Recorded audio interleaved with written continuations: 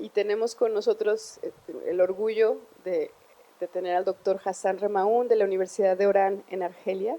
Él es en efecto uno de los más grandes especialistas en el mundo sobre el mundo árabe islámico y está compartiendo una ponencia que hizo a dos manos junto con el profesor Ahmed Hebar, porque ellos trabajaron juntos esta ponencia, pero el doctor Hebar no pudo acompañarnos en México, en Jalapa, y digamos que el doctor Hassan Remaún va a leer este trabajo que hicieron a cuatro manos.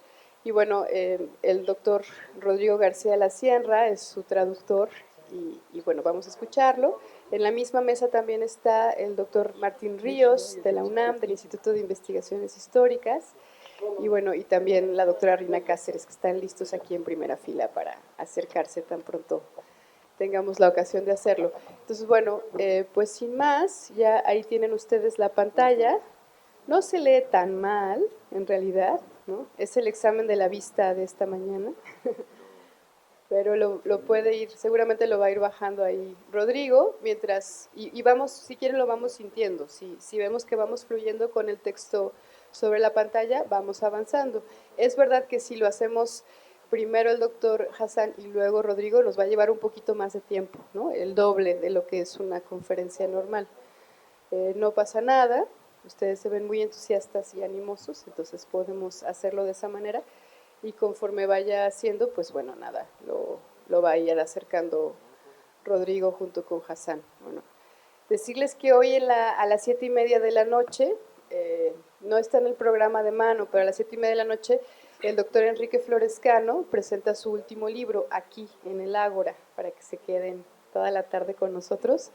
El libro se llama La imagen del cuerpo en Mesoamérica, es una investigación absolutamente extraordinaria sobre la imagen de la figura femenina y masculina en esculturas, en cavernas, en dibujos, y es un trabajo muy visual. Hay un video que vamos a proyectar, entonces bueno, eso es para invitarlos y que se queden con nosotros todo el tiempo. 7:30 de la noche, aquí en el Ágora. Sí, también, a las 5 regresamos, sí, a las 5 regresamos, está aquí Clementina Badcock ya, Eric Velázquez García y Teresa Rojas Rabiela, ellos van a estar en la mesa de las 5 de la tarde, exactamente, eso continúa, que son las culturas americanas antiguas, y a las 7:30, que no está en el programa, está lo de Enrique Florescano, ¿vale? Esos son las noticias, anuncios parroquiales. Entonces, bueno, ahora sí, sin más, te paso el micrófono.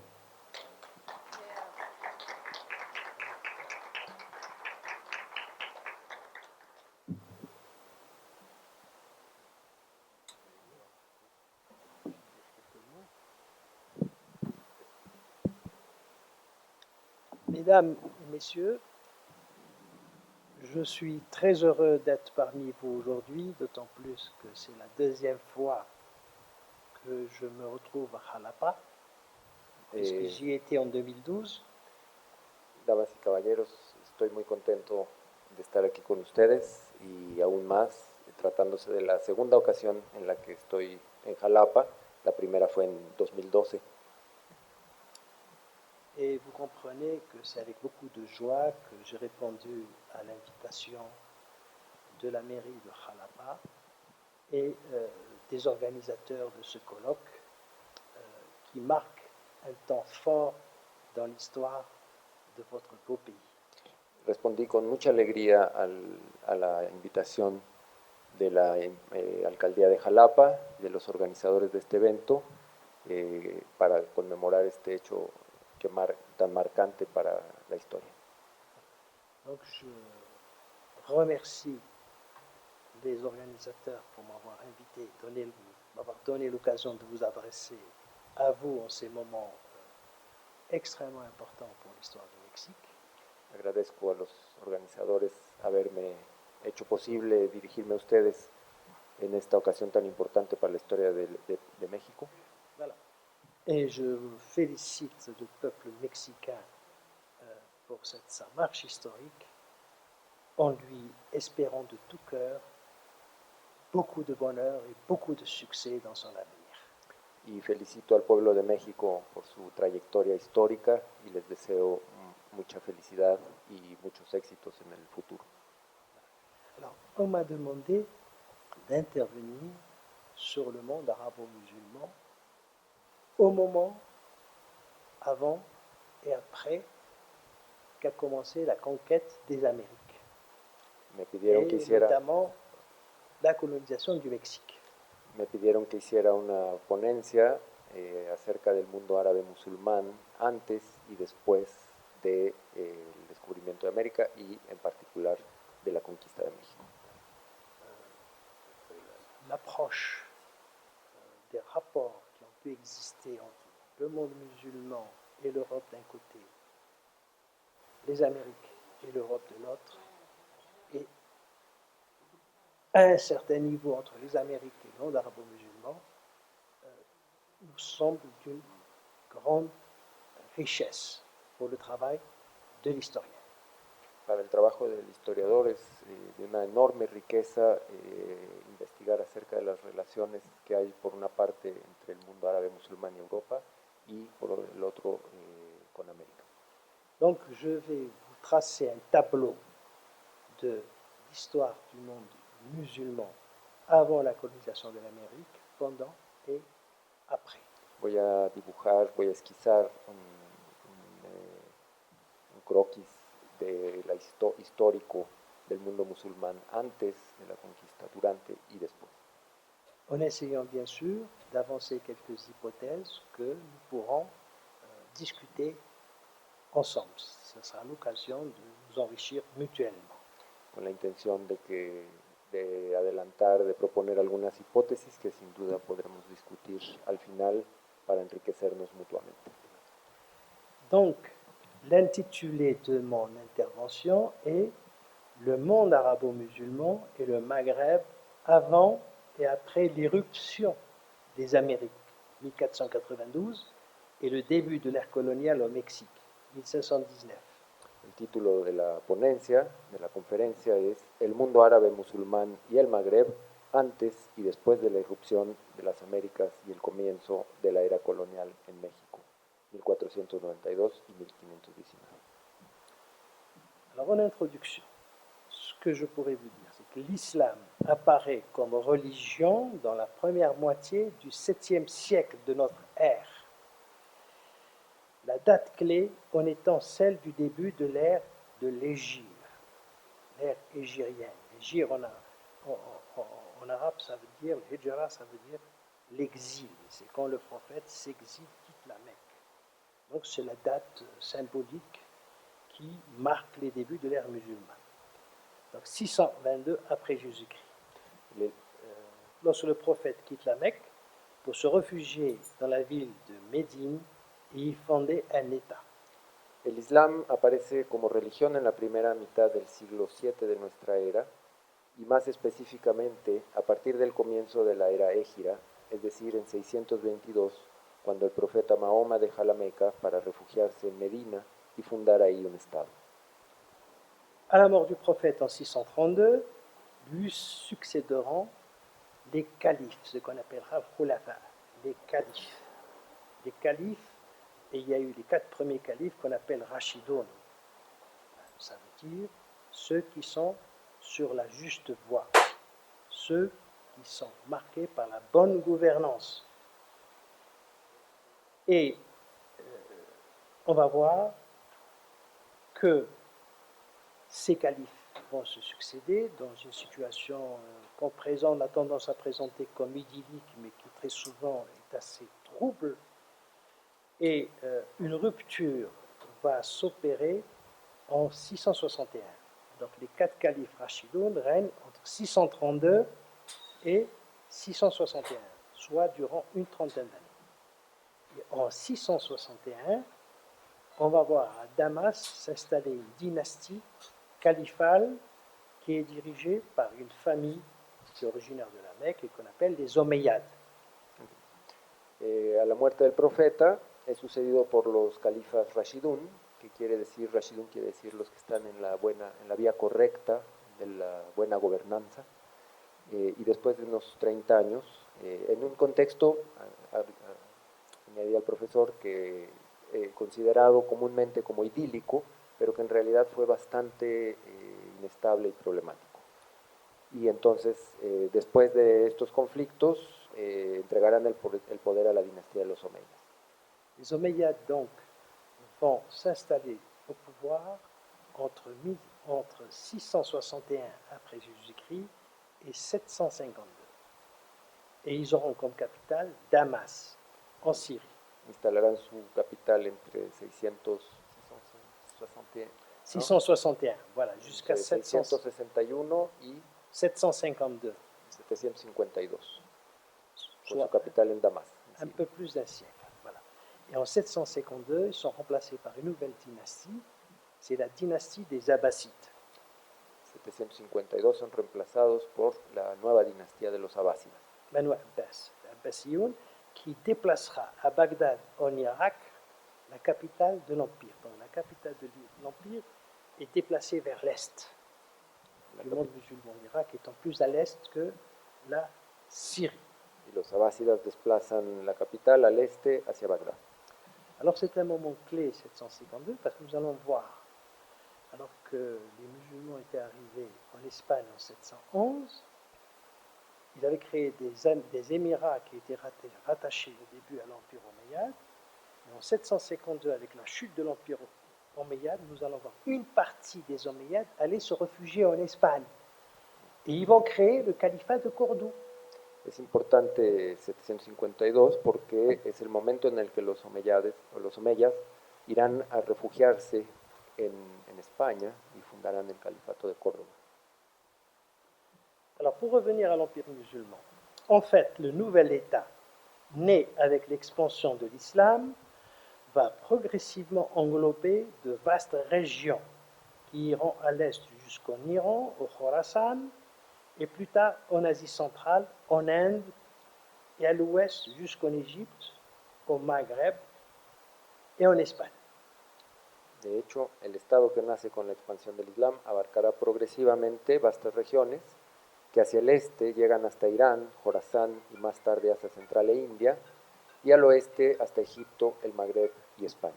Ce sera un immense empire, mais la centralisation politique va être progressivement ébranlée par des opposants d'obédience, entre guillemets, hétérodoxes, c'est-à-dire qui sont considérés comme sortant de l'orthodoxie musulmane, puisqu'ils contestaient le pouvoir qui était censé être légal musulman.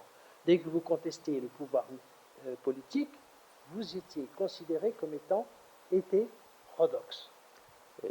La centralización política se verá minada por opositores considerados por heterodoxos, básicamente porque desde el momento en el que uno ponía en duda la autoridad política, era considerado automáticamente heterodoxo.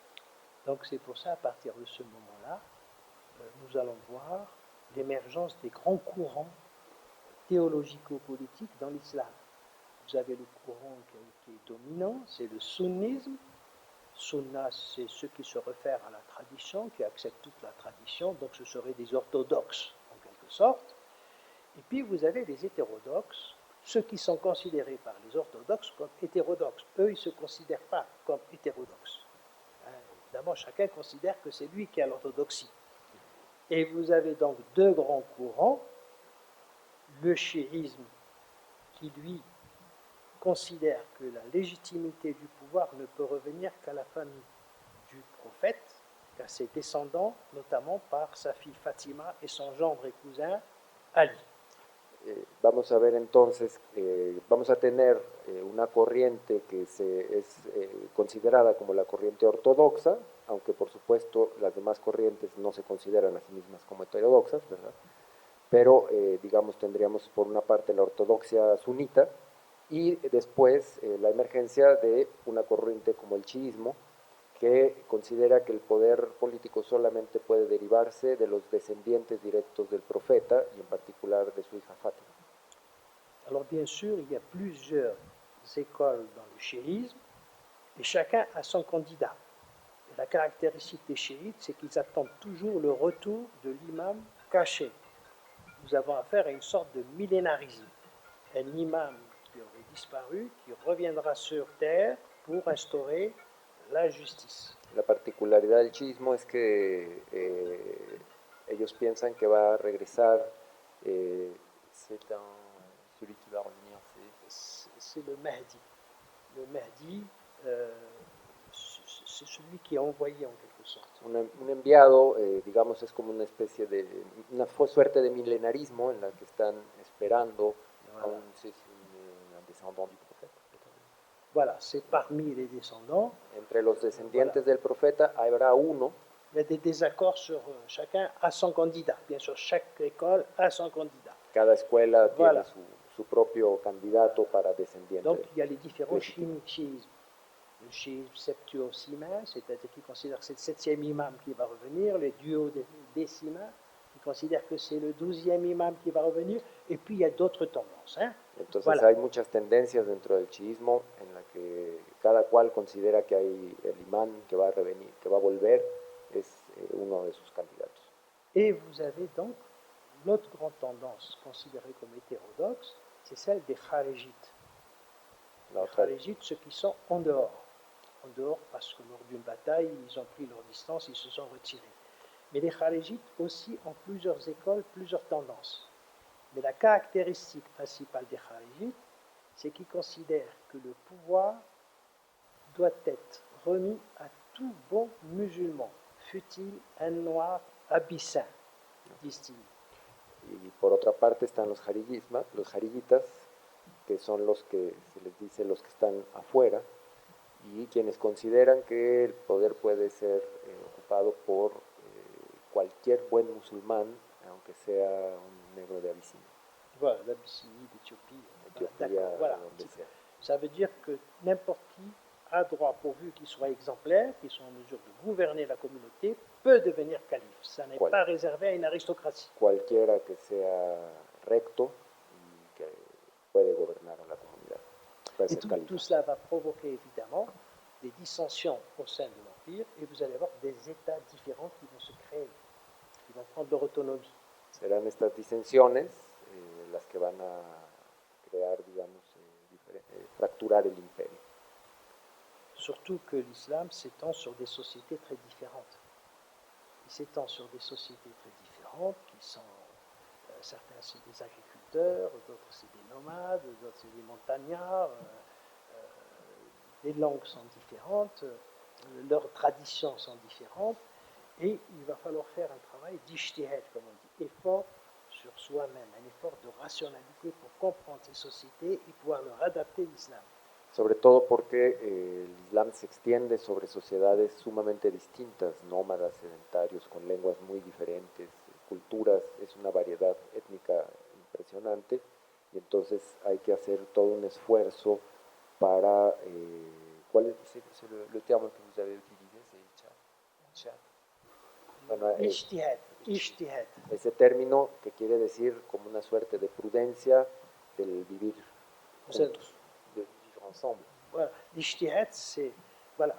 Vous avez un terme qui est très galvaudé en ce temps-ci dans la presse. On parle de djihadisme, le djihad, etc. C'est-à-dire la guerre sainte. L'ijtihad, c'est tout à fait le contraire. On considère que c'est d'abord un effort sur soi-même. Ce n'est pas une contrainte sur les autres. C'est un travail de rationalité, un travail de compréhension, d'analyse rigoureuse. Este término que menciona el profesor es muy importante porque es contrario, totalmente contrario al término que es tan frecuentemente escuchado en la prensa, que sería de la Guerra Santa, que este sería más bien un término que habla del esfuerzo sobre sí mismo para comprender y integrar. Donc on a dit entre-temps, comme je l'ai dit, la nouvelle religion aura été répandue des confins de la Chine et de l'Indonésie jusqu'en Europe. Espagne, Sicile, Malte, puis les Balkans, et via l'Afrique du Nord au Maghreb, en Afrique subsaharienne, et en premier lieu le Sahel. Entre tanto, la nueva religión se habrá expandido desde los confines de China e Indonesia hasta Europa, España, Sicilia, Malta y después a los Balcanes, y vía África del Norte o Magreb hacia África subsahariana y en primer lugar a Sahel. Alors, la civilisation musulmane qui a atteint son apogée au Moyen Âge malgré l'émergence de nouveaux empires dont certains manifesteront leur puissance jusqu'à l'époque moderne et au début de l'époque contemporaine, va cependant, et au moins depuis le XVe siècle, sinon le XIIe siècle, entrer dans une longue période de déclin, alors que l'Europe et ce qu'on appelle communément l'Occident vont entamer une ascensión qui s'avérera irrésistible jusqu'à nos jours. A pesar de haber alcanzado su apogeo en la Edad Media sin que obstara la emergencia de nuevos imperios, cuya potencia será manifiesta aún en la época moderna y a inicios de la época contemporánea, la civilización islámica entró en un largo declive a partir de por lo menos el siglo XV, si no es que desde el siglo XII, mientras que por su parte Europa y aquello que comúnmente se denomina Occidente comenzarán un ascenso que resultará imparable incluso hasta nuestros días. C'est à ce moment de rupture entre les deux périodes, entre ces deux périodes, que nous nous attarderons dans ce texte, période qui englobera, comme nous aurons à le voir, l'arrivée de Christophe Colomb en Amérique et la phase de colonisation de ce qui deviendra l'Amérique latine et bien sûr le Mexique à partir de 1519.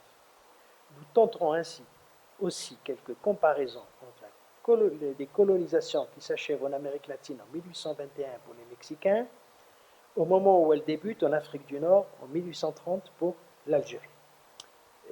Es en el momento de ruptura entre esos dos periodos que nos habremos de detener en este texto. Un periodo que, como veremos, comprende tanto la llegada de Cristóbal Colón a América como la fase de colonización de lo que se habría de convertir en América Latina y, por supuesto, México a partir de 1519. Intentaremos también establecer algunas comparaciones entre los procesos de colonización que respectivamente en el caso de América Latina, en México en 1821, termina y en el de África del Norte comienza, 1830 en Argelia. Alors nous allons passer à quelques éléments d'information sur la période d'ascension de la civilisation islamique. Et ce sera le premier chapitre de notre travail. Ce chapitre sera suivi d'autres chapitres sur la période de décadence, et puis ensuite, effectivement, avec la confrontation et, avec l'Occident, avec l'Europe, et nous essayerons de tirer quelques enseignements pour nos pays. El texto está dividido en tres. El primer capítulo, que es el que va a leer a continuación el profesor, está dedicado al ascenso de la civilización islámica, el segundo a su declive y el tercero a las consecuencias de la confrontación, de la confrontación con Europa ya en el contexto de las nuevas colonizaciones. Donc, un, aux origines de l'ascension culturelle et économique de l'islam. L'islam et les États et empires qui lui serviront de support vont donc s'étendre tout au long du Moyen Âge en contribuant à un dynamisme culturel, scientifique et socio-économique qui aura marqué l'époque. L'état d'éclat civilisationnel sera sans doute favorisé par la diffusion d'une langue de culture commune, l'arabe, usité par les lettrés du Maghreb à l'Iran et à l'Asie centrale et de l'Espagne jusqu'en Afrique subsaharienne, à Gao et Tombouctou notamment. El Islam y los estados e imperios que le servirán como soporte se extenderán a lo largo de la Edad Media, fomentando un dinamismo cultural, científico y socioeconómico que habría de marcar la época. El esplendor civilizatorio se verá sin duda favorecido por la difusión de la lengua de cultura común, que fue el árabe, utilizado por los letrados desde el Magreb hasta Irán y Asia Central, y desde España hasta el África subsahariana, en Gao, Tombuctú y Sahel.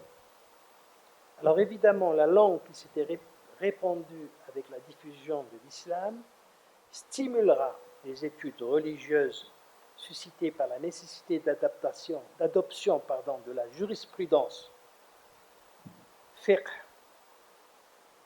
l'adaptation de la jurisprudence fiqh de la nouvelle religion à des sociétés et des environnements économiques très divers, ce qui imposera l'ijtihad et souplesse d'esprit aux théologiens et jurisconsultes.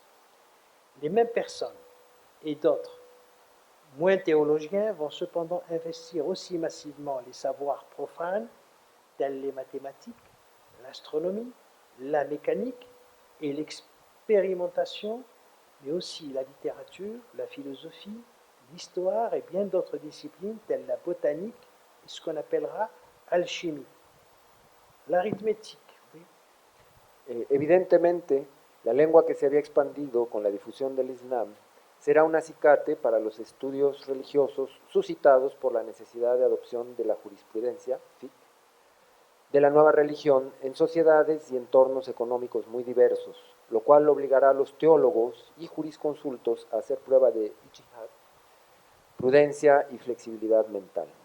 Estas mismas personas, así como otras sin perfil teológico, se habrán de ocupar masivamente de saberes profanos como las matemáticas, la astronomía, la mecánica y la experimentación, pero también de literatura, filosofía, historia y muchas disciplinas más, como la botánica y lo que se habría de llamar alquimia. L'arithmétique et la géométrie avec des rudiments de trigonométrie et les débuts de l'algèbre serviront pour le calcul du fisc, du foncier, du cadastre, des distances, des quantités de marchandises, mais aussi pour le calcul du temps en corrélation avec l'astronomie, avec des mécaniques d'observation très complexes. La aritmética y la geometría, con rudimentos de trigonometría, así como los inicios del álgebra, servirán para los cálculos del fisco, la propiedad y el catastro, de las distancias y las cantidades de mercancías, pero también para el cálculo del tiempo, en correlación con la astronomía y con mecánicas de observación muy complejas. L'expérimentation permettra aussi d'acquérir des techniques de préservation de l'eau si utiles pour l'agriculture et l'élevage en zones semi-désertiques, mais aussi à l'usage de bien des domaines. Ce sera le cas pour ceux de la médecine, de l'astronomie, de la guerre et de la navigation. La experimentación hará posible la adquisición de técnicas para preservar el agua, tan útil para la agricultura y la ganadería en zonas semidesérticas, pero también para su utilización en muchos otros ámbitos. Tal es el caso de la astronomía, la guerra y la navegación. Y la medicina, por supuesto. Alors les Arabes feront notamment évoluer cette dernière, c'est-à-dire la navigation maritime, avec l'introduction en Méditerranée entre le 9e et 13e siècle de la voile triangulaire, dite voile latine. Connue dans l'océan Indien avant l'islam, ils introduisent aussi l'astrobal, la boussole, le gouvernail des tombeaux et autres nouveautés telles la construction de ports pour gros navires de commerce, expérimentés dans l'océan Indien. Los árabes harán avanzar la navegación eminentemente con la introducción en el Mediterráneo entre los siglos IX y XIII de la vela triangular o latina, conocida en el Océano Índico antes del Islam, así como del astrolabio, la brújula, el timón de codaste y otras novedades como la construcción de puertos para grandes embarcaciones comerciales, previamente implementada también en el Índico. Vous savez que dans l'imaginaire musulman, l'océan Indien joue un rôle important et c'est ce qui a donné, dans les Mille et une nuits, vous trouvez ce personnage de Sindbad le marin. C'est un peu une sorte d'Ulysse, si vous voulez, pour la Méditerranée, l'équivalent d'Ulysse pour la Méditerranée. Hay que saber que en el imaginario islámico el Océano Índico es de suma importancia y es por eso que en las Mil y Una Noches ustedes encuentran a este personaje legendario de Sinbad, que es un equivalente en el Índico de lo que sería Ulises en el Mediterráneo. L'essor de la fabrication du papier emprunté à la Chine et la diffusion des manuscrits à travers bibliothèques et librairies, ainsi que la pratique des salons de discussion et du débat relativement libre, contribueront à la progression d'ensemble.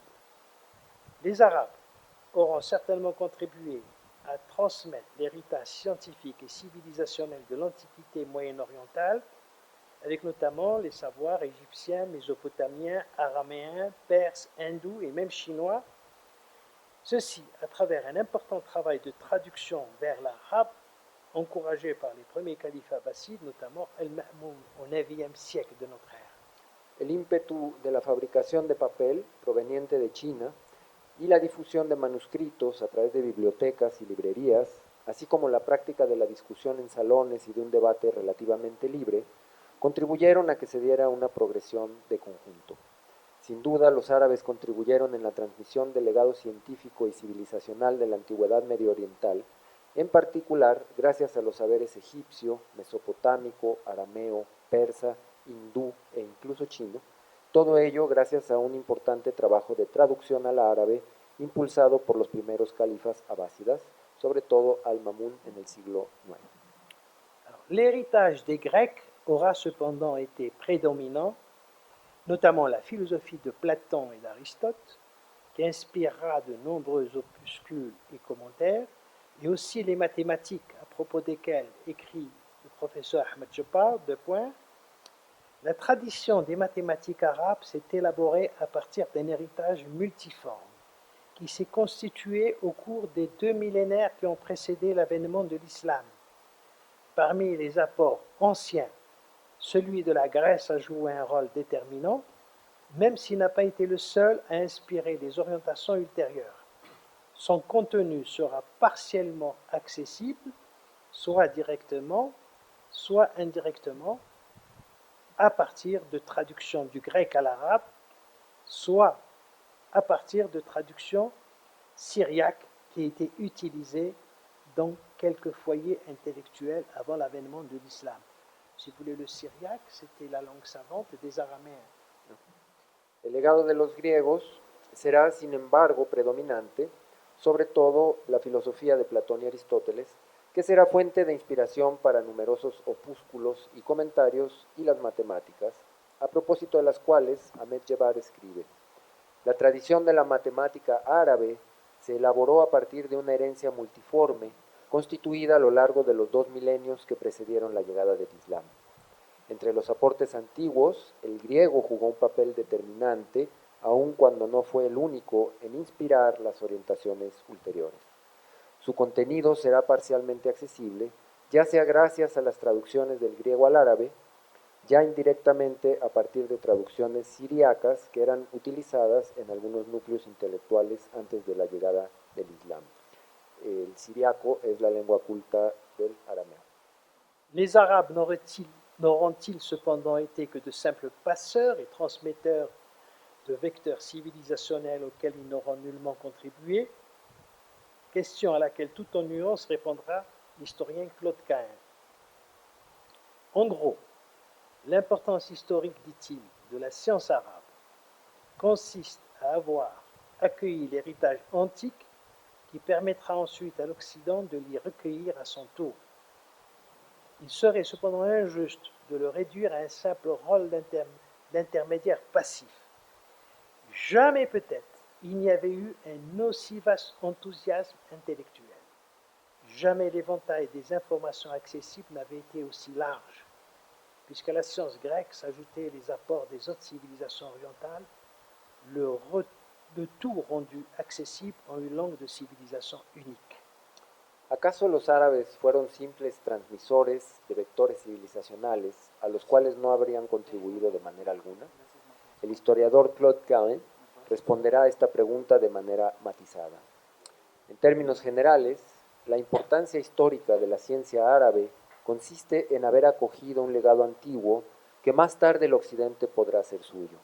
Sin embargo, sería injusto reducir dicha importancia a la de un simple intermediario pasivo, ya que quizás nunca antes se había visto un entusiasmo intelectual tan vasto. Nunca antes se había dispuesto de un abanico tan amplio de información, puesto que a la ciencia griega se le añadían los aportes de otras civilizaciones orientales, todo ello vuelto accesible en una lengua única de civilización. En fait, cette émergence culturelle et scientifique serait largement incompréhensible si on ne faisait pas l'effort de la mettre en corrélation avec le contexte socio-économique qui pouvait caractériser l'époque. L'économie s'appuyait sur l'agriculture, plus ou moins étendue selon la disponibilité de l'eau, et la proximité des fleuves et des sources d'eau donc, et orientée vers l'autosubsistance, mais aussi le marché urbain, ou même l'exportation selon les périodes. Le pastoralisme jouait aussi un rôle dans les zones de nomadisme et de semi-nomadisme à proximité des déserts notamment.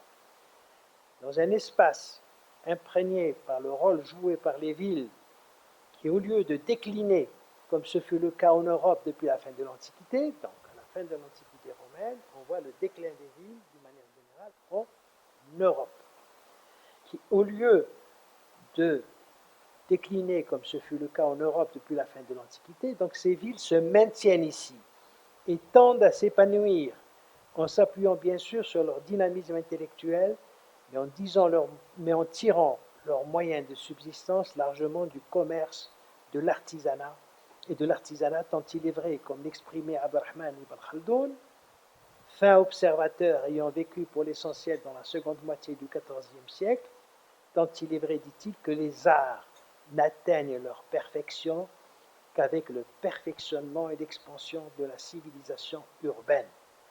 Ceci en précisant, est-ce une liste exhaustive que les arts nécessaires sont l'agriculture, l'architecture, la couture, la menuiserie, le tissage.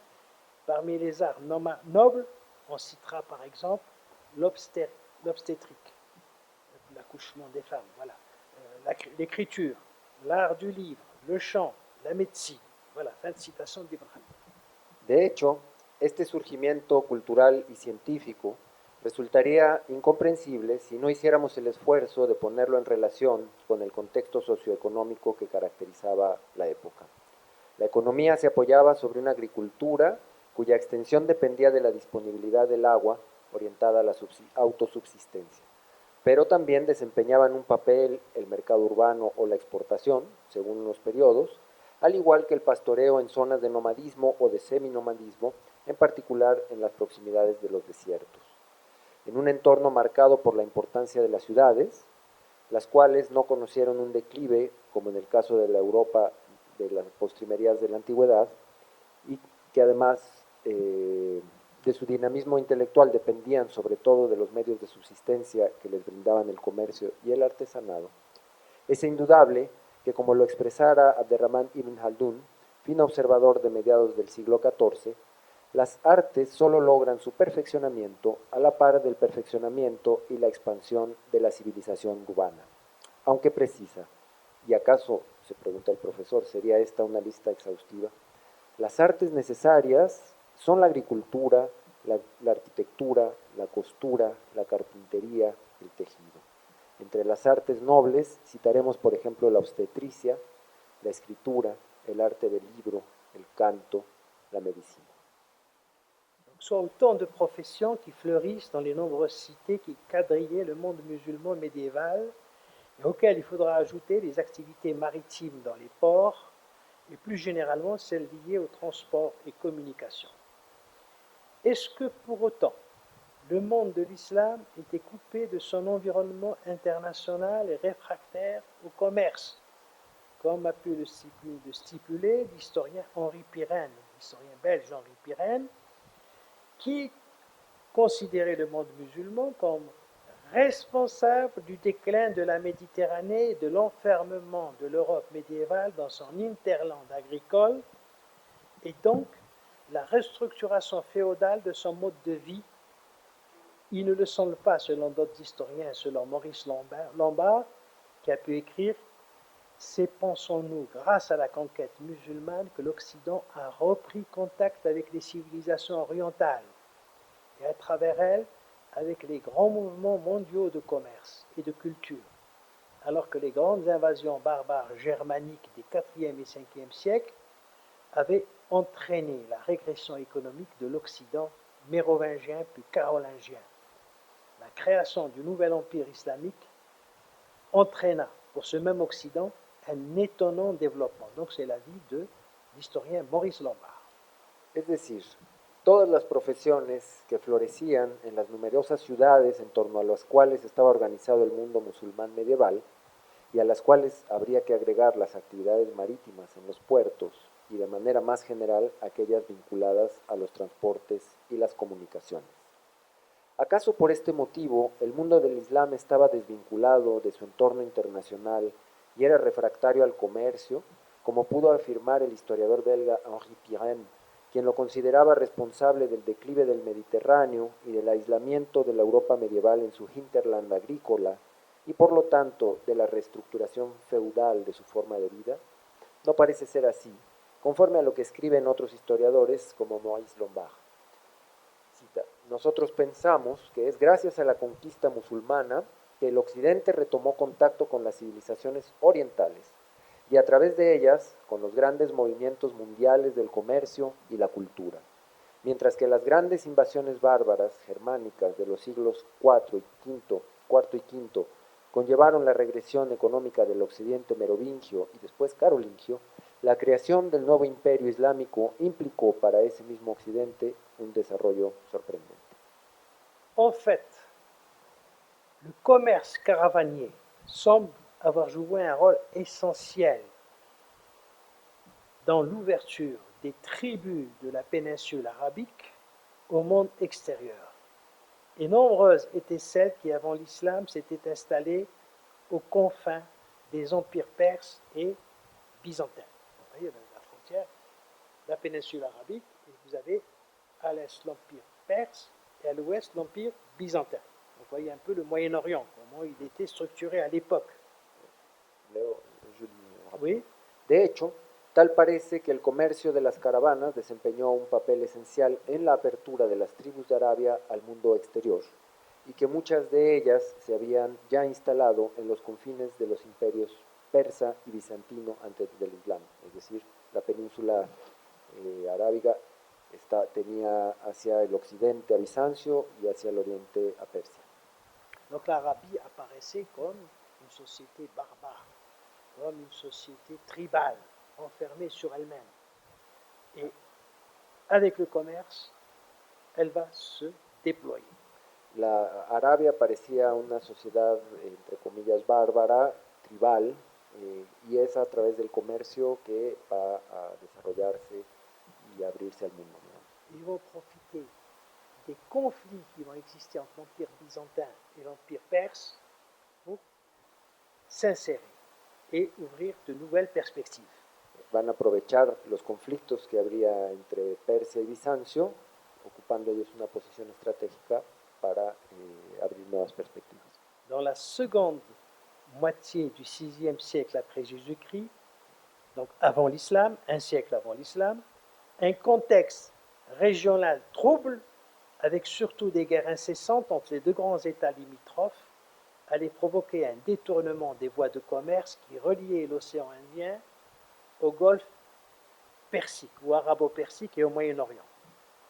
Désormais, des cités comme la Mecque allaient profiter des circuits caravaniers qui, désormais, pour relier les ports du Yémen à la Syrie et l'océan Indien, donc au Moyen-Orient, devaient traverser la péninsule arabique en contribuant à l'émergence d'une aristocratie marchande qui profitera de l'apparition de l'islam pour unifier l'Arabie, puis ériger un empire.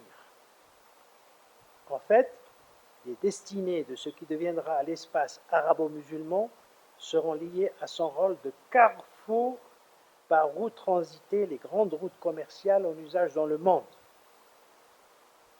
d'alors qui faciliteront l'apogée des empires et États et qui y verront le jour, ainsi que l'enrichissement des aristocracies et bourgeoisies marchandes dominantes.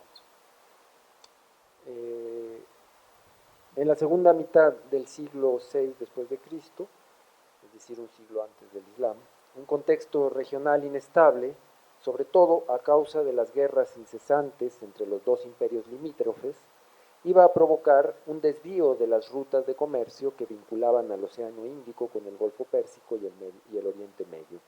De ahí en adelante, ciudades como la Meca habrían de aprovechar los circuitos de las caravanas que a partir de entonces debían atravesar la península arábiga para vincular los puertos de Yemen con Siria y que de esa manera contribuían a la emergencia de una aristocracia de mercaderes que aprovechará la aparición del Islam para unificar Arabia y después erigir un imperio. De hecho, el destino de lo que más tarde será el espacio árabe musulmán estará vinculado con su condición de crucero, por el que pasaban las grandes rutas comerciales de la época, las cuales facilitaron el apogeo de los imperios y estados que surgieron en la región, así como el enriquecimiento de las aristocracias y burguesías mercantiles dominantes. En fait, la puissance économique du monde musulman était due au contrôle des grands carrefours économiques, des grandes routes caravanières connues de l'époque. Et il y a 3 routes caravanières importantes. Premièrement, la route des épices, traversant l'océan Indien pour aboutir au golfe Persique et au Yémen. Deuxièmement, la route de la soie, qui relayait à travers les chemins caravaniers via l'Asie centrale, la Chine, au Moyen-Orient et à la Méditerranée, à dos de cheval et de chameau. Et troisièmement, les chemins transsahariens qui permettaient la jonction de l'Afrique sahélienne et du Maghreb et par où transitaient des marchandises telles des esclaves provenant des confins de l'Afrique islamisée. L'Afrique a été islamisée sahélienne par des marchands arabo-berbères, et encore plus transitait l'or du Ghana, dont les mines produisaient la richesse la plus convoitée de l'époque, transportée à dos de cheval et surtout de dromadaire. C'est le dynamisme de ce commerce qui suscitera ce constat de Fernand Braudel. Fernand Braudel disait « La victoire caravanière de l'islam à travers les déserts relève aussi de l'exploit, un exploit lentement assuré par la construction d'un réseau d'oasis y de points d'eau. » De hecho, la potencia económica de la península arábiga dependía de su condición de crucero de todas estas vías comerciales por las que pasaban las caravanas. Entonces, el profesor cita 3. La ruta de las especias, la primera, que atravesaba el Océano Índico para desembocar en el Golfo Pérsico y en Yemen. 2. La ruta de la seda, que vinculaba China y Medio Oriente con el Mediterráneo mediante caminos caravaneros a través de Asia Central a lomo de caballo y camello. Y 3. Los caminos transsaharianos, los cuales permitían unir el África saheliana con el Magreb y por los cuales transitaban tanto mercancías como esclavos provenientes de los confines del África islamizada, que fue islamizada por los mercaderes árabe-berberes, en particular el oro de Ghana, cuyas minas producían la riqueza más deseada de la época, que se transportaba a caballo y sobre todo en dromedarios.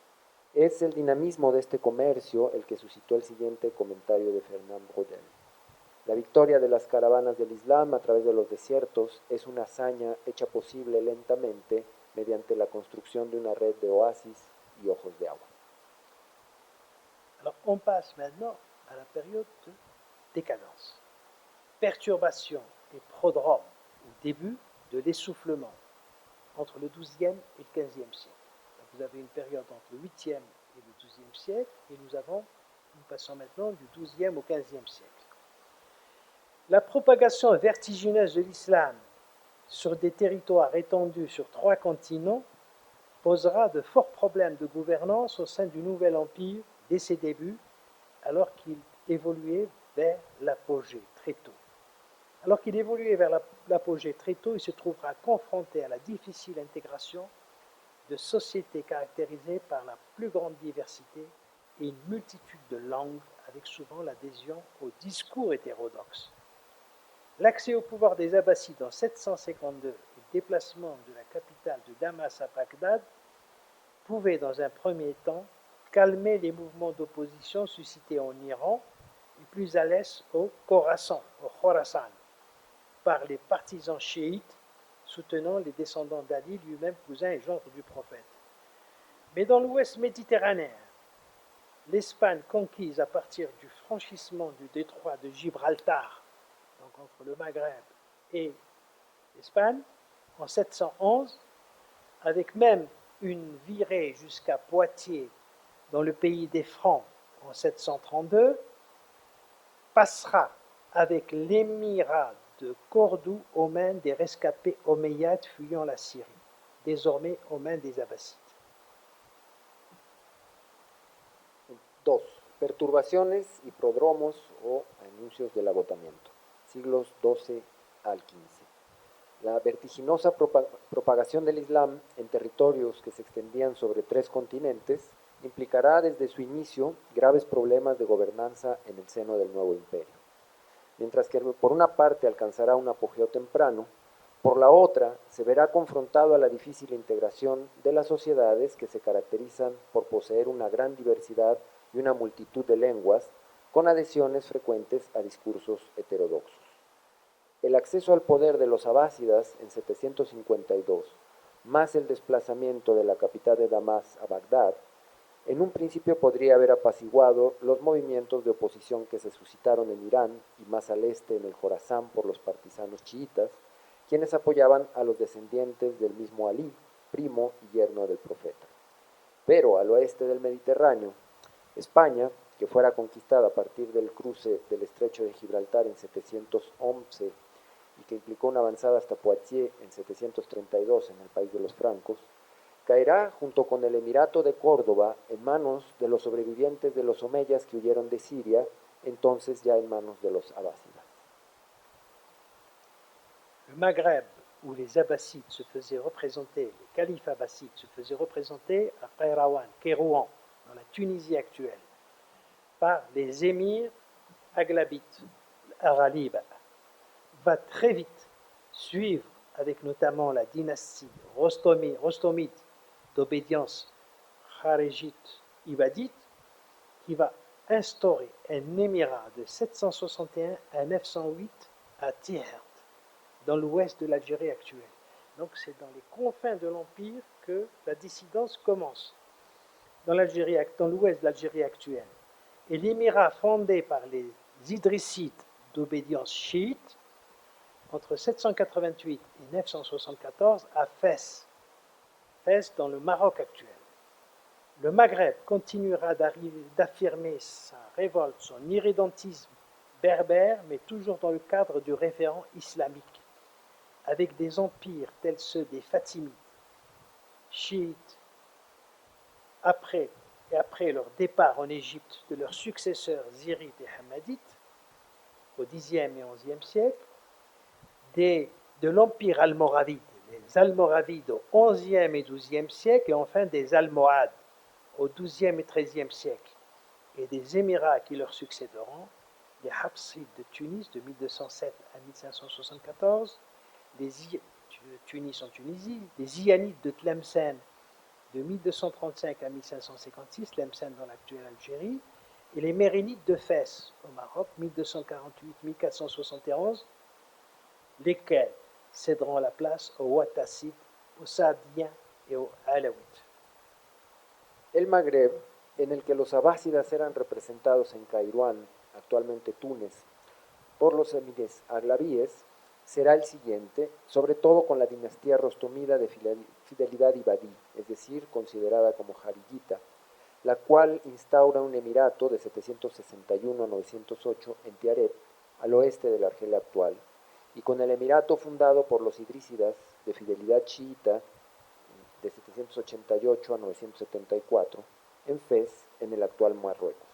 El Magreb seguirá afirmando su irredenta identidad bereber, pero siempre dentro del marco de referencia islámico, con imperios como el de los fatimitas, chiitas, y después de su partida hacia Egipto, el de sus sucesores, los siríidas y hamaditas, en los siglos X y XI, el de los almorávides en los siglos XI y XII, los almohades en los XII y XIII, y los emiratos que vendrán más tarde, Hafsidas de Túnez de 1207 a 1574, Siyánidas de Tlemcen 1235-1556 y los merínidas de Fez 1248-1471, quienes cederán su lugar a los batásidas, a los sadianos y luego a los alawitas.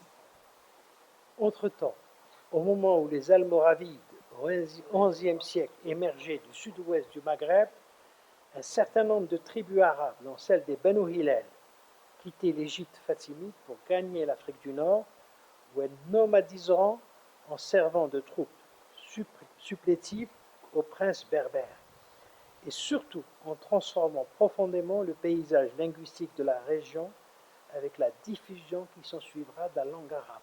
Jusqu'à maintenant, c'est l'islam qui avait été diffusé depuis le 8e siècle. Maintenant, c'est la langue arabe qui va être diffusée par les tribus hilaliennes, en masse. Pour revenir au Mashraq, le Moyen-Orient. En 863, les gouverneurs toulonides instaurant une dynastie en Égypte. Et dès 945, les Bouyides, d'origine persane et chiite, occuperont la capitale de l'Empire, Bagdad, avant d'en céder le contrôle en 1055 aux Seldjoukides, Tughrul Bey. Le rôle du khalifa abbasside est en fait réduit à des fonctions de représentation. Les Seldjoukides apparaîtront alors comme des défenseurs de l'islam sunnite, surtout lorsque le danger commencera à se faire pressentir aux frontières du monde musulman. Il viendra en force à partir de l'Europe lorsqu'à partir de 1095, la fin du XIe, début du XIIe siècle, et jusqu'au XIVe et XVe, vont être lancées toute une série de croisades avec pour but déclaré de contrôler Jérusalem et ce que les chrétiens considèrent comme des lieux saints en Orient, mais aussi de soutenir les Byzantins et Constantinople face a la presión otomana. Entre tanto, y en el momento en el que los almorávides emergían del suroeste del Magreb en el siglo XI, un determinado número de tribus árabes, como la de los Banu Hilal, dejaban el Egipto fatimida para dirigirse hacia África del Norte, en donde vivieron como nómadas provisores de tropas complementarias a los príncipes bereberes, transformando profundamente el paisaje lingüístico de la región mediante la correspondiente difusión de la lengua árabe. Si antes se había difundido el Islam como religión, en este punto lo que se difunde es la lengua árabe. Volviendo al Mashrek o Oriente Medio, en 863 los gobernantes tulonidas instaurarán una dinastía en Egipto y a partir de 745 los búvidas de origen persa y chiita ocuparán Bagdad. No, en 945. Habían un errata. Y a partir de 945 los búvidas de origen persa y chiita ocuparán Bagdad, la capital del imperio, cuyo dominio cederán más tarde, en 1055, al selyúcida Tughril Bey.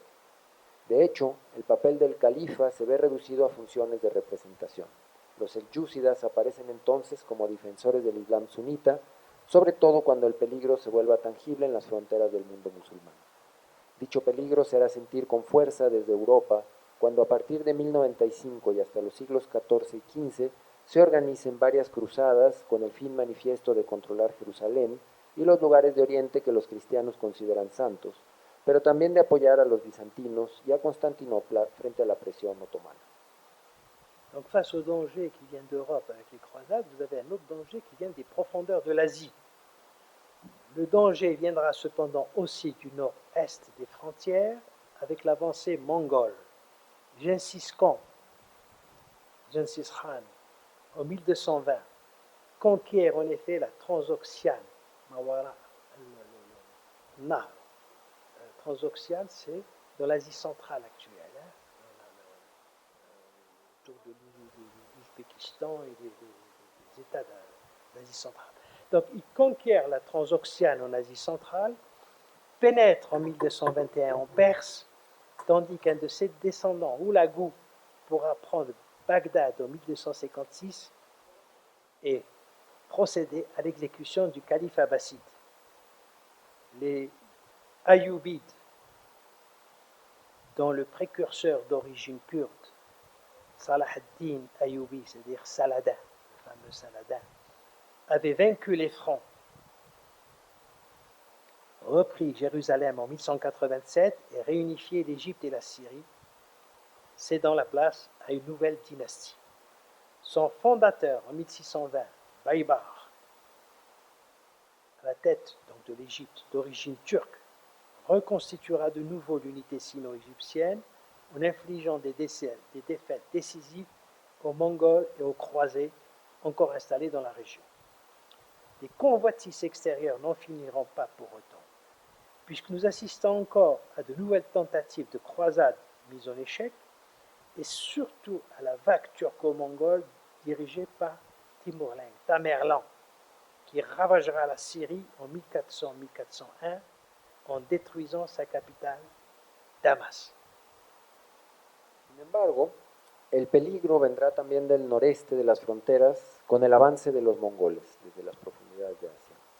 En 1220, Gengis Khan conquista en efecto toda Transoxiana en Asia Central y penetra en Persia en 1221, mientras que Hulagu, uno de sus descendientes, logrará tomar Bagdad en 1256 y proceder a la ejecución del califa abásida.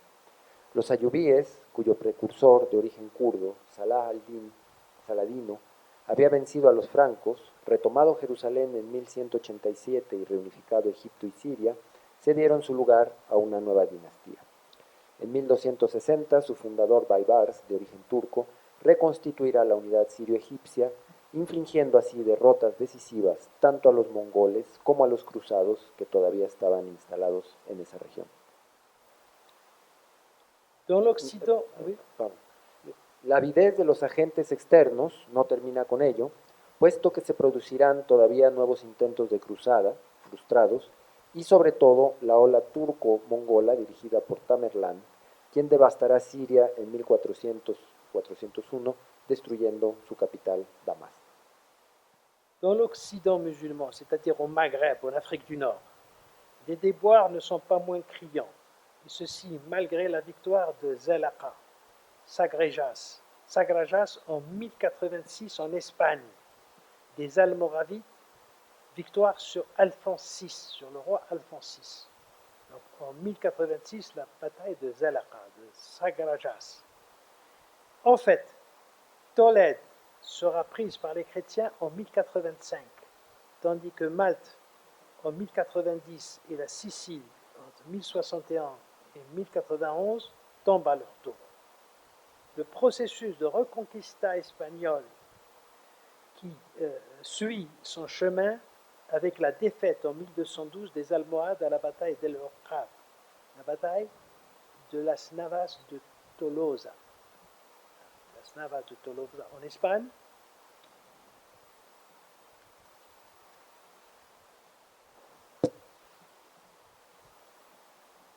Las Navas de Tolosa pour atteindre son terme, la Reconquista donc, pour atteindre son terme avec la chute de Grenade en 1492, l'année du débarquement de Christophe Colomb en Amérique. En el occidente musulmán, las dificultades no son menores. A pesar de la victoria de Sagrajas en España en 1086, de los almorávides contra Alfonso VI. De hecho, Toledo será tomada por los cristianos en 1085, mientras que por su parte Malta en 1090 y Sicilia entre 1061 y 91 también se rendirán.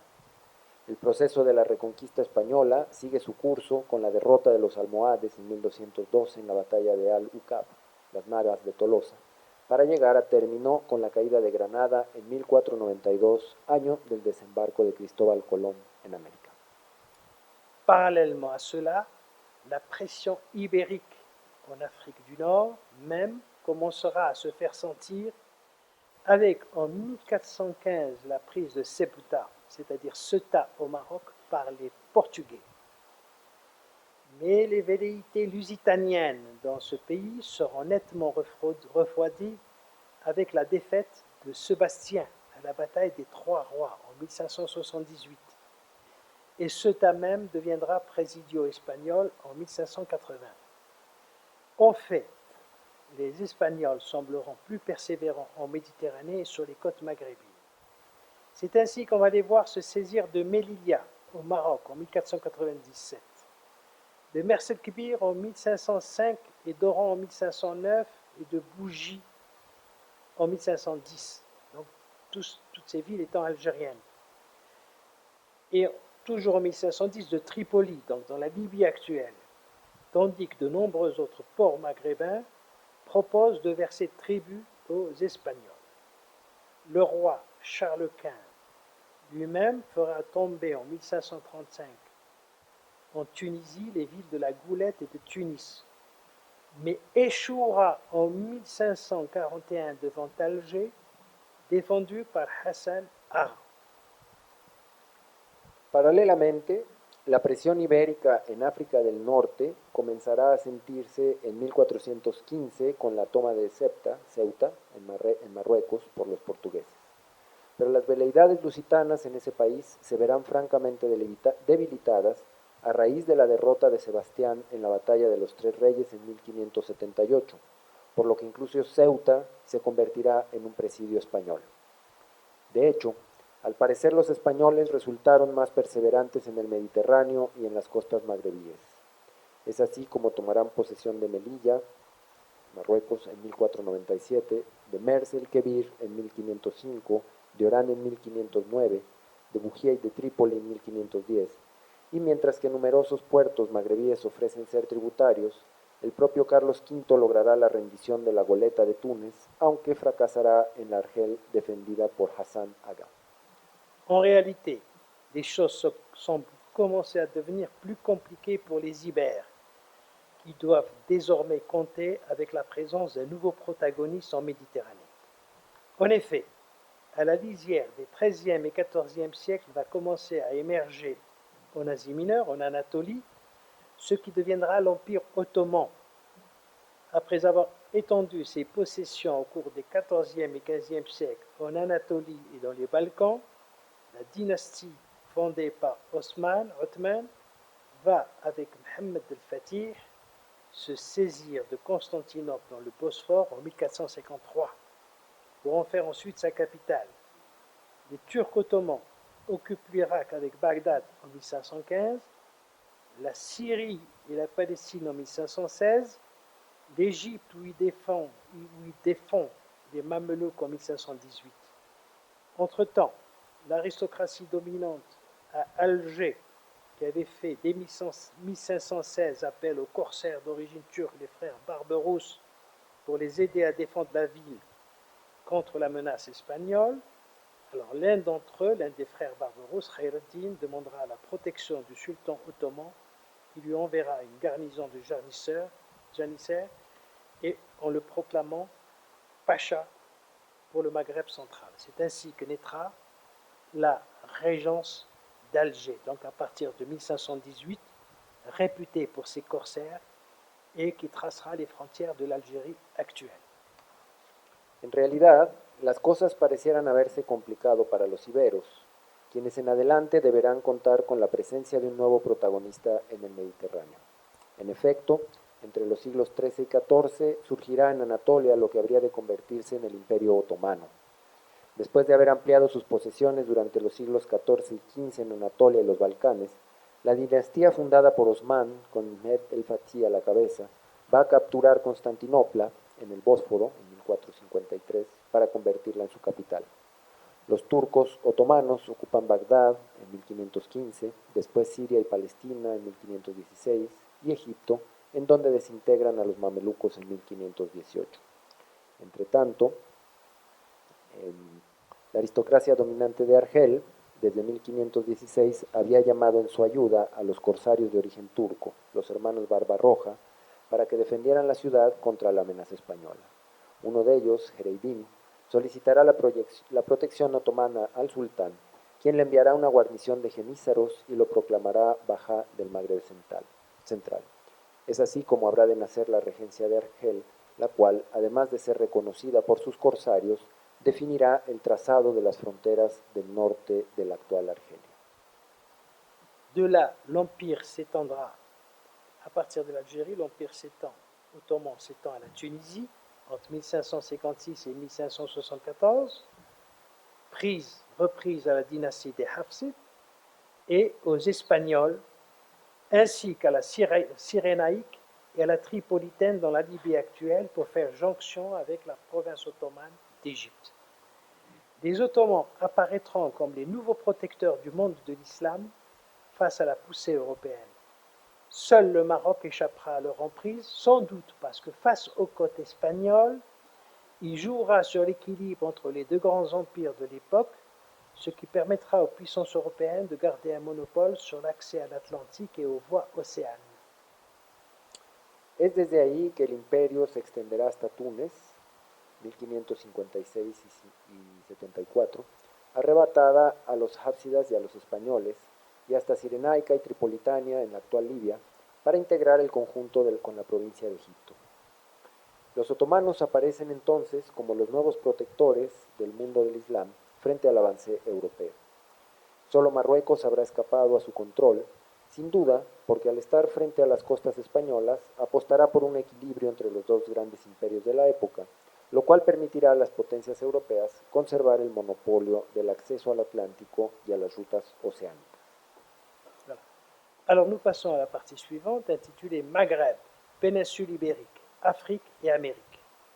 Qu'est-ce qui s'est joué entre avant et après 1492-1519? Entramos a la tercera y última parte, Magreb, península ibérica, África y América. ¿Qué sucedió antes, durante y después de 1492-1519? Le ralentissement dans l'ascension politique et civilisationnelle de l'islam pointe, comme nous l'avons vu dès les derniers siècles du Moyen Âge, et exprimera aussi ce sur quoi nous ne pourrons nous attarder ici, sur le terrain de la création intellectuelle, progressivement contaminé par la tendance à l'ankylose culturelle, c'est-à-dire à la maladie sur le plan culturel. Une ankylose, c'est une paralysie, comme ça a été traité lors d'un colloque, et à la clôture dogmatique, du point de vue de la pensée. La pensée qui a été ouverte à la rationalité al-ijtihad, on va lui mettre des clôtures, et on va l'enfermer dans un dogme. Donc c'est ce que Mohamed Harkoun, le penseur, avait appelé de clôture dogmatique dans les domaines théologiques et philosophiques. La crise qui se précise est donc globale, touchant à toutes les sphères constitutives de l'univers arabo-islamique de l'époque.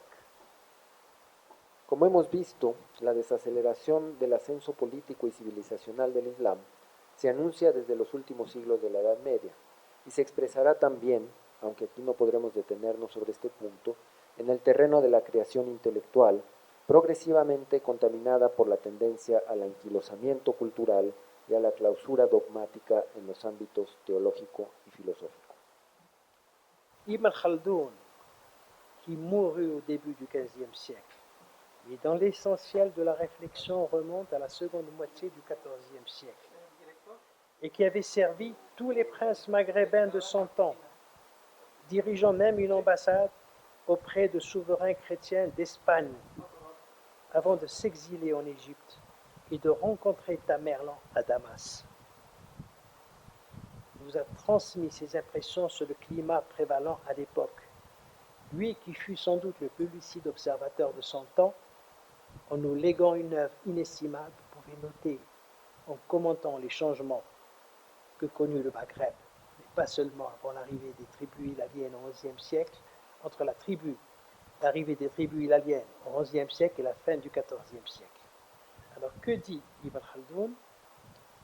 Je cite, « À cause de la diminution de la population, la civilisation s'altéra, les villes et les ouvrages d'art tombèrent en ruine, les chemins et les indications routières s'effacèrent, les lieux d'habitation et de campement se dépeuplèrent, les dynasties et les tribus s'affaiblirent, les habitants changèrent. L'Orient fut, semble-t-il, atteint par le même fléau. Ce fut dans le monde, comme si la voix de l'existence avait appelé à la torpeur et au repli sur soi, et que le monde se fut hâté de répondre à l'appel. C'est Dieu l'héritier de la terre et de ce qu'elle porte. Lorsqu'il se produit un changement général des conditions de vie humaine, c'est comme si la création avait changé de racine, comme si le monde entier s'était transformé. C'est alors comme une création nouvelle, un recommencement de la vie, l'avènement d'un monde. La crisis es pues global y atañe a todas las esferas constitutivas del universo árabe-islámico de la época. Abderrahman ibn Khaldun, quien murió a principios del siglo XV, pero cuya reflexión tuvo lugar en lo esencial en la segunda mitad del siglo XIV, y quien sirvió a todos los príncipes magrebíes de su tiempo, incluso como director de una embajada frente a los soberanos de España antes de que se exiliara y se encontrara con Tamerlán en Damas, nos transmitió sus impresiones a propósito del ambiente que prevalecía en la época. Él, que sin duda fue el observador más lúcido de su tiempo y nos legó una obra inestimable, podía comentar en relación con los cambios que se produjeron en el Magreb, aunque no solamente, entre la llegada de las tribus árabes hilalianas en el siglo XI y el final del siglo XV. Cita: a causa de la disminución de la población, la civilización se alteró. Las ciudades y las obras de arte quedaron en ruinas, los caminos y las indicaciones carreteras se borraron, los lugares habitados y campamentos se despoblaron, las dinastías y las tribus se debilitaron, cambiaron los habitantes. Al parecer, el Oriente fue alcanzado por la misma plaga. Fue como si en el mundo la voz de la existencia hubiese llamado al letargo y al repliegue sobre sí, y el mundo hubiese prontamente respondido. Dios es el heredero de la tierra y de lo que hay en ella. Cuando se produjo el cambio general de condición, es como si la creación hubiese cambiado de raíz, como si el mundo entero se hubiese transformado. Entonces es como una nueva creación, un recomienzo de la vida, el advenimiento de un mundo. En fait, Ibn Khaldoun constatait que la Assabiya ou esprit de corps, c'est sa théorie qui était à l'origine de la constitution des États et des empires. Vous avez, si vous voulez, une tribu, une confédération tribale qui arrive à voir émerger une aristocratie fédératrice et qui est capable d'emmagasiner des richesses, de mobiliser une force armée et de créer un empire ou un État au moment où l'État précédent est en crise, est en voie de partance. Donc ce processus se fait par la Assabiya, ce qu'on appelle l'esprit de corps. C'est celui qui a le plus grand esprit de corps qui va triompher dans ces conditions-là. Alors en fait, Ibn Khaldoun constatait que l'esprit de corps ou Assabiya qui permettait dans le passé maghrébin de mobiliser une aristocratie émergente au sein d'une tribu ou confédération tribale pour s'ériger en dynastie perdait de plus en plus de son efficience, la Assabiya. Les empires du Moyen-Âge avaient disparu et les émirats qui leur avaient succédé étaient en crise, sans possibilité de véritable relève, venus du pays profond, avec des capacités guerrières et une idéologie politico-religieuse prônant le redressement moral. C'est pour lui un signe évident de décadence et l'indicateur de la crise profonde qui minait la communauté. Les causes en étaient multiples, sans doute, multiples, démographiques, économiques, politiques ou autres. Le Maghreb et le monde musulman qui se relevaient des agressions des croisades, des Tatars turco-mongols, allaient encourir de nouveaux dangers durant le XVe siècle, lorsque notre auteur avait déjà disparu. Lui, il vécut entre 1332 et 1406. En fait, si la pénétration économique hispanique au Maghreb était déjà ancienne, alors même que la progression de la Reconquista semblait déjà menaçante avec la chute de Tolède en 1085 et la défaite almohade de 1212 à las Navas de Tolosa, le processus d'ensemble pouvait être considéré non seulement comme irréversible, mais ayant atteint sa phase d'achèvement avec la prise de Grenade en 1492 et l'érection des présidiaux par les rois catholiques sur la rive sud de la Méditerranée. La pénétration en profondeur dans les territoires nord-africains aurait pu être de l'ordre du possible, sans l'émergence de l'Empire ottoman et sa présence forte dans le monde musulman dès les 15e et 16e siècles.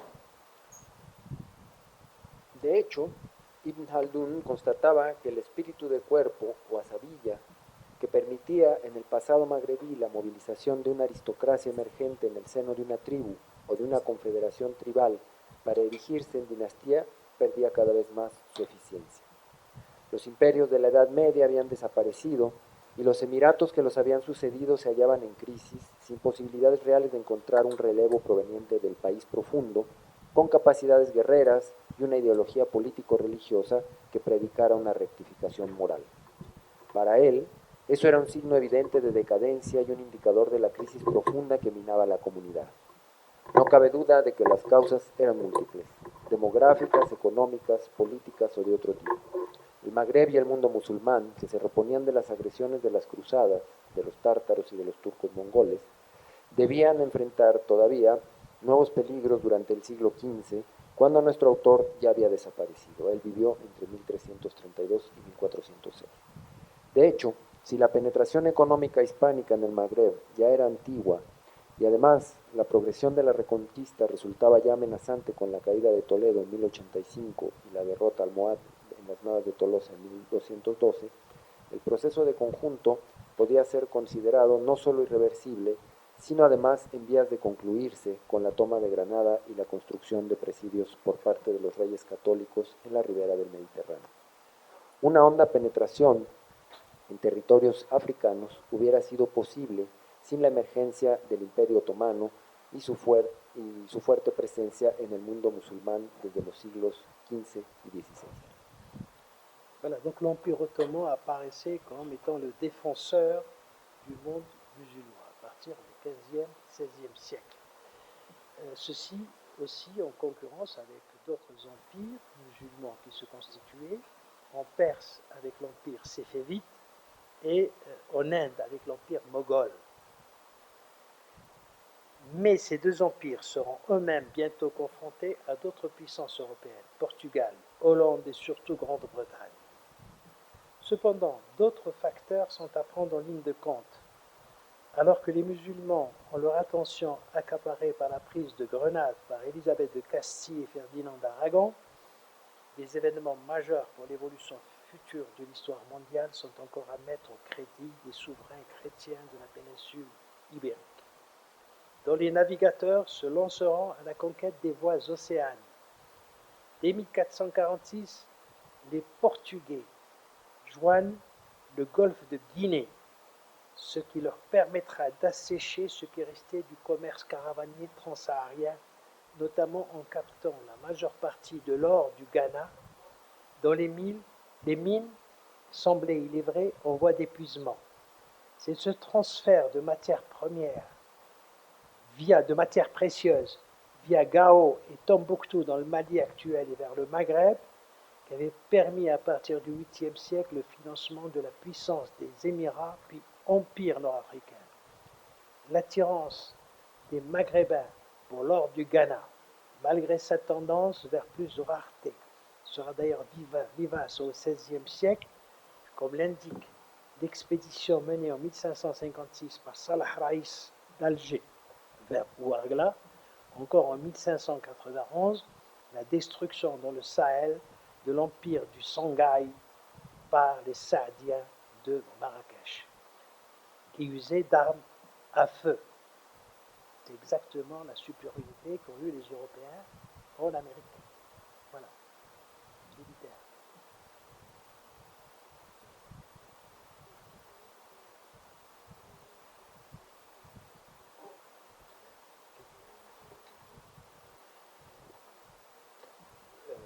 Tu prends comment ces 3 cours Oui.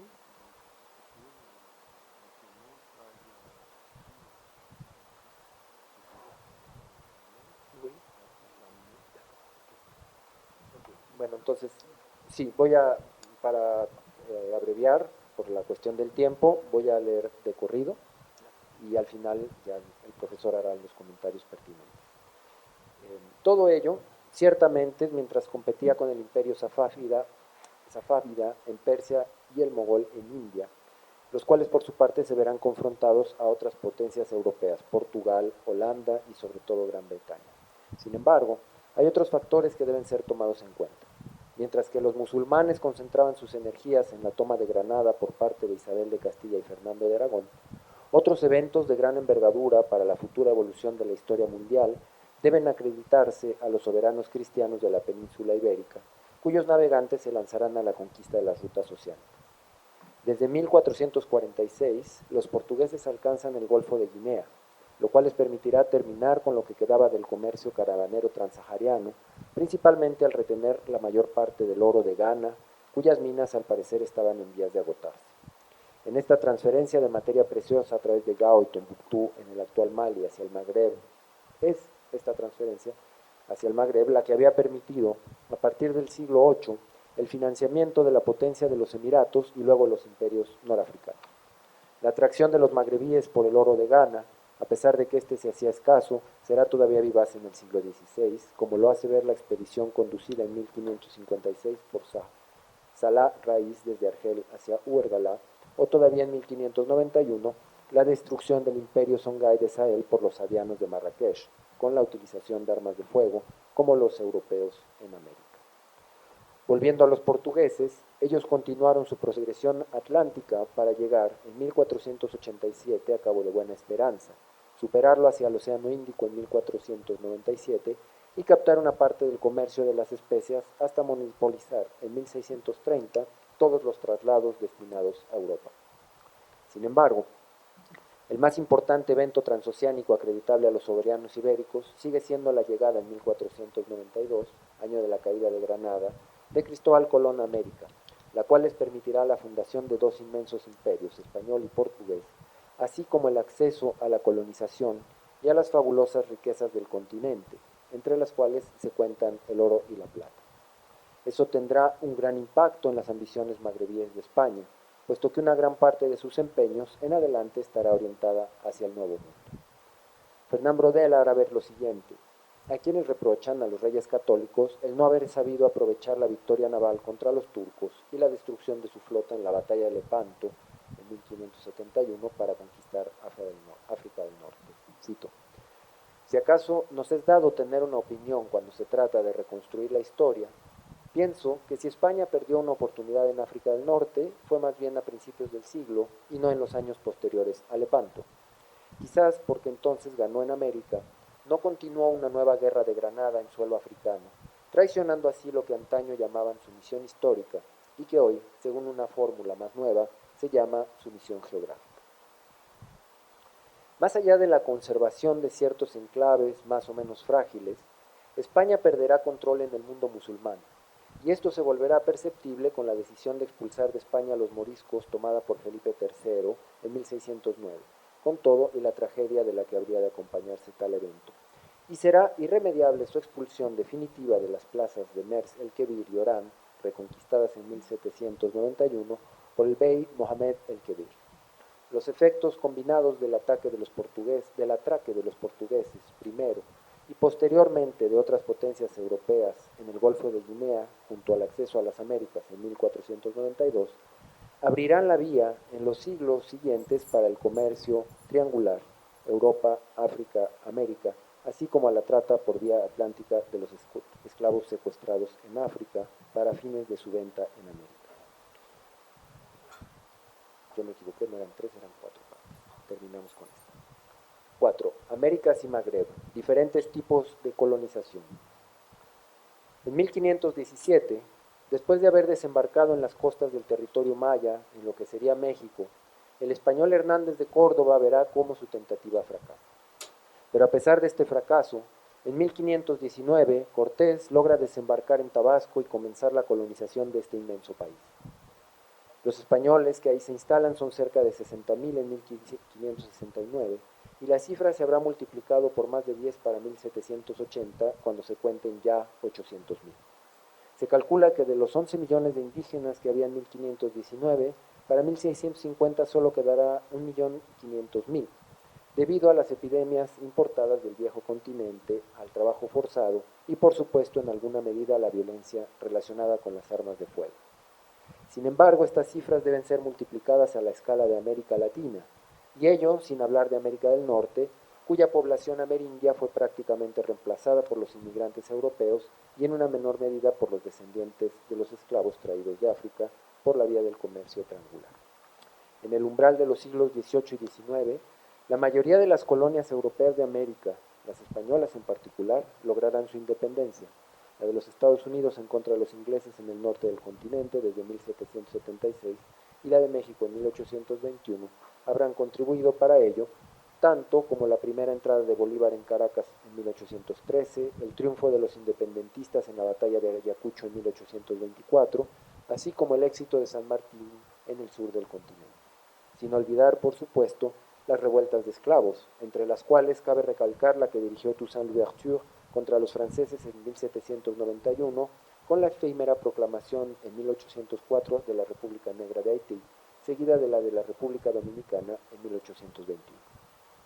Paradójicamente, en el antiguo mundo, casi al mismo tiempo, se da una auténtica reactivación de la colonización europea, con los franceses y la expedición de Bonaparte en Egipto, 1788-1802, así como con su desembarque en Argelia en 1830, sin olvidar que incluso realizarán una intervención en España, todavía bajo el mando de Bonaparte, quien tomará Sevilla en 1810. Sin embargo, los franceses no son los únicos, puesto que junto con ellos están los ingleses y los holandeses, para entonces ya con mucha presencia en Asia, India e Indonesia principalmente, los alemanes, los belgas, incluso los portugueses y algunos más, todos los cuales se darán cita en 1884-85 en la Conferencia de Berlín para repartirse África. ¿Cómo se podría explicar ese proceso de traslado de la colonización del nuevo al viejo continente que se produjo sobre todo a partir del siglo XIX? He aquí una pista de investigación que, aunque no es nueva, merece ser constantemente revisitada en la medida en la que los procesos de colonización y dominación se encuentran en constante mutación, provocando una ruptura profunda y estable desde hace siglos entre las poblaciones del sur y el norte del planeta. Quizás habría que volver a Marx, quien en la sección 8 del Capital, a propósito de la acumulación primitiva, anotó que, cito, el descubrimiento de las comarcas auríferas y argentíferas de América, la reducción de los indígenas a la esclavitud, su enterramiento en las minas o su exterminación, los inicios de la conquista y el pillaje en las Indias orientales, la transformación de África en una especie de área de cacería de pieles negras. Estos son los procedimientos idílicos de la acumulación primitiva que señalan la era capitalista. Aquí la referencia hecha en primer lugar a América está justificada. Después a las Indias orientales, que sin embargo, como se señala, no estaban sino en los comienzos, y finalmente África, que esencialmente funcionaba como fuente para la caza de esclavos, los cuales, como se sabe, a través del comercio triangular tenían como destino América. El mundo antiguo parece defenderse mejor contra los intentos de dominación, sobre todo en un primer momento, gracias a la constitución de imperios que disponían de flotas, caballerías, potencia de fuego y capacidad para contrarrestar el pillaje de los recursos mediante otro pillaje, que era el que realizaban corsarios tan activos como temibles, sobre todo en el Mediterráneo. A lo cual hay que agregar que con el agotamiento de las minas de oro de Ghana, fue América la que ofreció las mejores oportunidades para obtener las materias preciosas, oro y plata, codiciadas en aquella época, además de las tierras propicias para cultivar los productos tropicales. Puesto que en aquel entonces estos últimos eran bien cotizados en Europa, la revolución agrícola que precedió a la revolución industrial liberó una población numerosa candidata a la inmigración colonial para hacer fructificar dicho recurso. La revolución industrial de los siglos XVIII y XIX, que habrá permitido a la industria captar la mano de obra proveniente del campo, impondrá otras prioridades en la búsqueda de recursos, precisamente en el momento en el que en América una burguesía comienza a resistirse a la hegemonía europea, cuanto más que en el viejo mundo los estados en los que la implementación de la revolución industrial fue fallida comenzaban a dar señas de debilitamiento y crisis. Pronto, un capitalismo monopólico y exportador de capitales va a surgir con nuevas formas de colonización, menos centradas en la inmigración y los poblamientos de origen europeo. A manera de conclusión, en adelante, con la competencia, se impondrá una nueva división de los recursos mundiales, inaugurada por los anglosajones, quienes prefieren entonces las formas de gobierno indirecto, apoyándose en protectorados y mandatos, puesto que lo esencial era que los recursos locales fuesen extraídos y que los capitales pudiesen circular. Los antiguos colonialismos español y portugués tendrán dificultades para adaptarse, al carecer de medios para imponer sus propias políticas. También los franceses encontrarán dificultades para manejar sus protectorados de manera distinta a como manejaban sus antiguas colonias. De ahí se deriva la ambigüedad de su presencia en Túnez, protectorado a partir de 1881, y en Marruecos, a partir de 1912, o del proyecto facticio de un reino árabe de Napoleón III en Argelia. Su situación era por lo demás aún más complicada en este último país, conquistado en 1830, es decir, antes de que su revolución industrial se hiciera efectiva, y del cual querrán hacer una colonia de poblamiento sin tener un verdadero excedente de población, susceptible de migrar hacia la nueva conquista.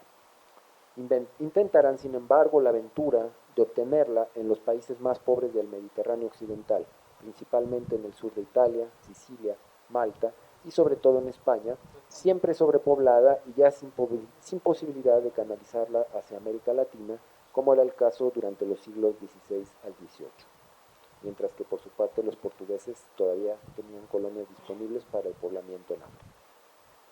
Pero las prácticas coloniales en América y en particular en México, que habían permitido la adhesión de los criollos a las causas nacionales, no tendrán éxito en Argelia a causa de los Pieds Noirs o franceses repatriados, privilegiados y sin duda demasiado cercanos al mundo de los Boers sudafricanos. En efecto, solo una débil minoría de ese grupo había abrazado la causa nacional, enarbolada esencialmente por una población argelina hermética a la cristianización y a la asimilación cultural. Una historia milenaria, constituida por acercamientos y confrontaciones entre las dos riberas del Mediterráneo, ciertamente a la vez tan cercanas y tan lejanas, sin duda contribuyó para que así fuera.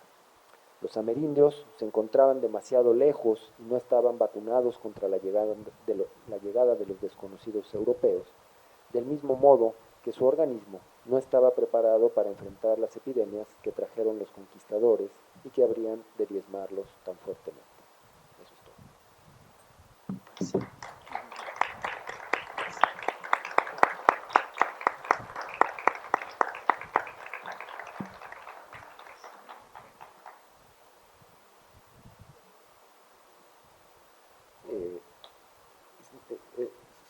Vamos a dar la palabra al profesor Remaún para si quiere cerrar el comentario.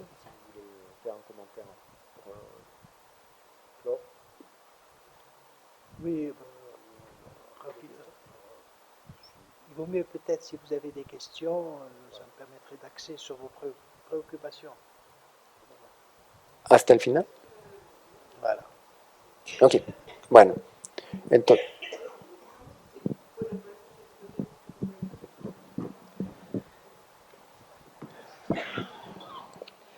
¿Alguien levantó la mano? No, sí, perdón. A ver.